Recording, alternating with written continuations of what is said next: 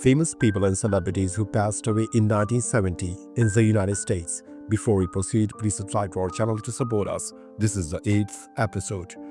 Carolyn Craig. She was born in October 1934 and she died in December 1970. Her age was 36 at the time of her death, and the reason for her death was self-inflicted gunshot wound. Carolyn Craig was a film and television actress best known for her role in House on Haunted Hill and various guest appearances in classic television shows. Craig gained early acting experience at the Community Playhouse in Santa Barbara, California.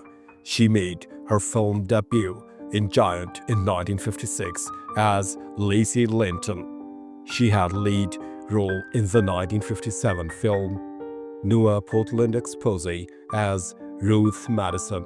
She was also the second female lead in the 1958 Western Apache Territory, sometimes billed as Caroline Craig.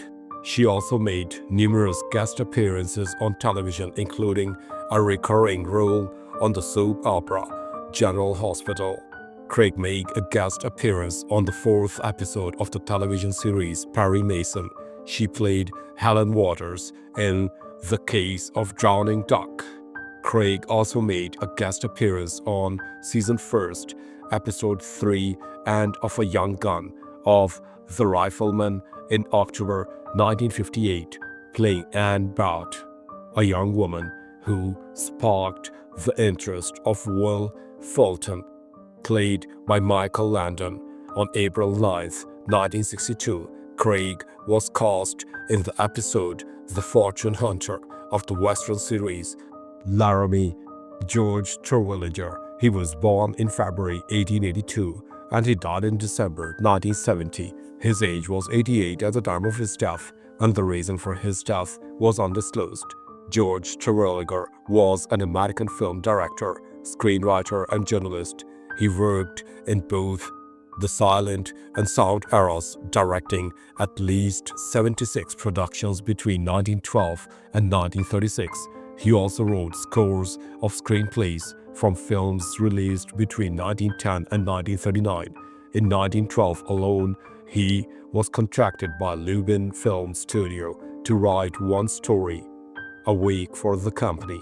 He was hired by the New York Dramatic Mirror to work as an editor and writer. The Mirror, a weekly, provided some traditional news reports but focused on covering the world of theater, reviewing stage acts and Broadway plays. The newspaper in the first years of the 20th century only allotted occasional coverage to the emerging industry of motion pictures, a relatively small patch of entertainment that the Mirror and many other in the New York media regarded then as a passing oddity, a queer freak that did not warrant considerable print. Around 1910, Terwilliger left the Mirror after working there for 9 years to accept a job at the Morning Telegraph, another long-established New York weekly newspaper. The Telegraph contained general news and financial reports. Charlie Ruggles. He was born in February 1886 and he died in December 1970. His age was 84 at the time of his death, and the reason for his death was cancer. Charlie Ruggles was an American comic actor. In a career spanning 6 decades, Ruggles appeared in close to 100 feature films, often in mild-mannered and comic roles. He was also the elder brother of director, producer, and silent film actor Wesley Ruggles. Despite training to be a doctor, Ruggles soon found himself on the stage, appearing in a stock production of Nathan Hale in 1905. In 1912, he worked in the stock company at Alcazar Theater in San Francisco in stage production of The Dawn of a Tomorrow. At Los Angeles Majestic Theater, he played Private Joe Files in L. Frank Baum and Louise F. Gottschalk's musical The Tick-Tock Man of Oz in 1913. He moved to Broadway to appear in Help Wanted in 1914. His first screen role came in the silent Peer Gynt the following year. Throughout the 1910s and 1920s, Ruggles continued to appear in silent movies, though his passion remained the stage, appearing in long-running production such as The Passing Show of 1918. One of his most famous stage hits was Queen High, one of his last before a nearly 30-year hiatus. Produced in 1926, he also played Peter Barley in Spring Is Here. Charles M. Cook Jr. He was born in December 1886 and he died in December 1970. His age was 84 at the time of his death, and the reason for his death was undisclosed. He was a high-ranking U.S. Navy officer who played a key role in submarine warfare strategy during the Second World War, who later served as commander of the United States 7th Fleet from 1946 to 1947 and commander of United States Naval Forces Western Pacific from 1947 to 1948. In 1906, after receiving a degree from the University of Arkansas, he entered the United States Naval Academy, graduating second in the class of 1910 between then and 1913, during which time he was commissioned as an ensign. Cook served in the battleships USS Connecticut, USS Marine, and USS Alabama.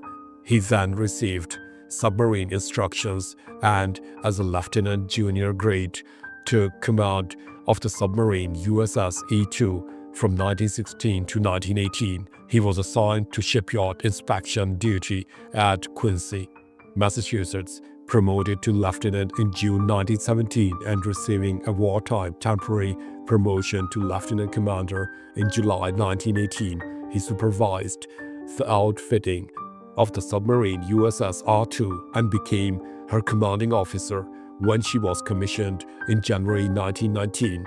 In 1919 and 1920, Lieutenant Commander Cook repeated the process for the larger submarine USS S5, distinguishing himself. Sonny Liston, he was born in 1930 and he died in December 1970. His age was 40 at the time of his death, and the reason for his death was lung congestion and heart failure. Sonny Liston was an American professional boxer who competed from 1953 to 1970, a dominant contender of his era.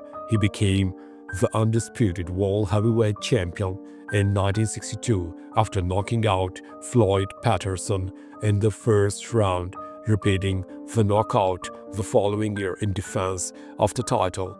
In the later fight, he also became the inaugural WBC heavyweight champion.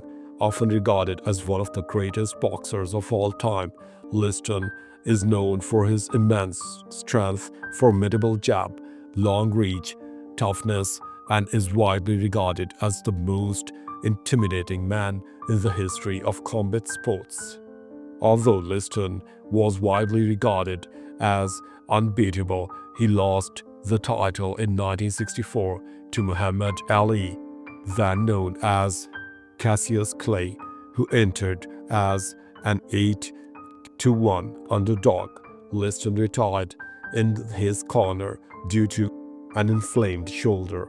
Controversy followed, with claims that Liston had been drinking heavily the night before the fight and had entered the bout with a lame shoulder. In his 1965 rematch with Ali, Liston suffered an unexpected first-round knockout that led to unresolved suspicion of a fix. Thanks for watching the video. Please don't forget to subscribe to our channel